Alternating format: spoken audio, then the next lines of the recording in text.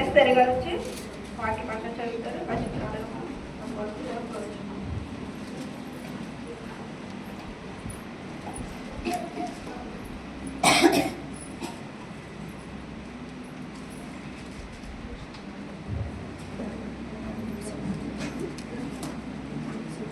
హల్లెలూయా హల్లెలూయా. కీర్తనల గ్రంథము 104వ అధ్యాయము 3వ వచనం నుంచి 2వ రాయబడినది.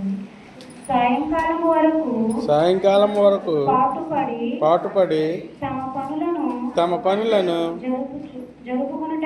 జరుపుకొనుటకై మనుషులు బయలువెళ్ళుదురు. యెహోవా నీ కార్యములు ఎన్ని విధములుగా ఉన్నవి. జ్ఞానము చేత నీవు వాటన్నిటిని నిర్మించితివి. నీవు కలుగజేసిన వాటితో భూమి నిండి ఉన్నది. అదిగో విశాలమైన మహాసముద్రము, అందులో లెక్కలేని జలచరములు దానిలో చిన్నవి పెద్దవి జీవరాశులున్నవి. అందులో ఓడలు నడుచుచున్నవి.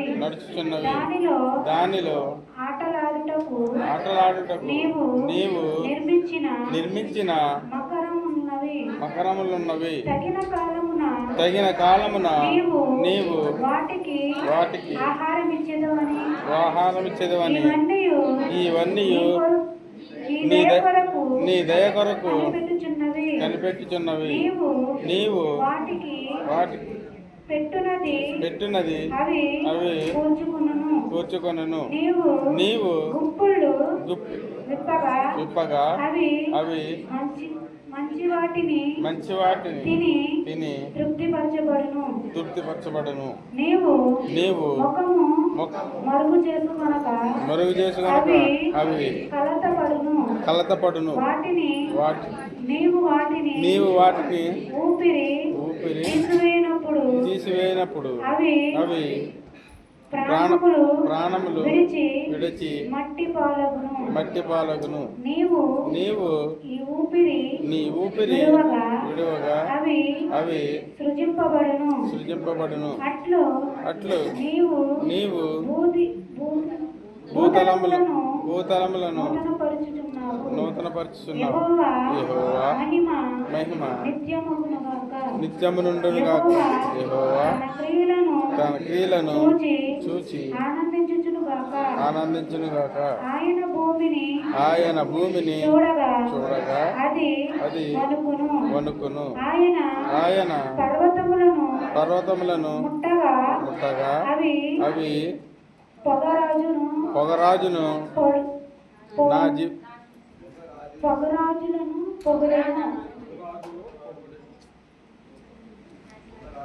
నా జీవిత కాలమంతయు నేను యెహోవాకు కీర్తనలు పాడెదను. నేనెంతకాలము నా దేవుని కీర్తించెదను. ఆయనను గూర్చిన ఆయనకు ఇంపుగా నుండుగాక. నేను యెహోవాయందు సంతోషించెదను.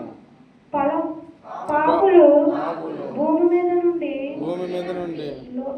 లయమగును గాక. భక్తిహీనులు ఇక ఉండకపోదురు గాక. నా ప్రాణమా యెహోవాను స్తుతించుడి.